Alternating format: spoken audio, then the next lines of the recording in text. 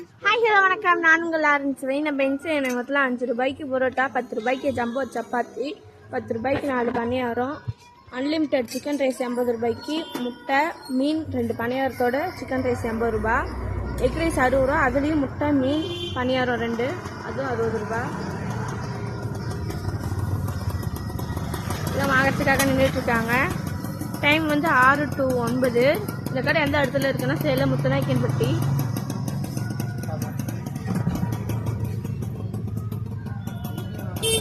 மணியம் சுட்டுட்டு இருக்காங்க, ரொட்டவும் போட்டுட்டு இருக்காங்க.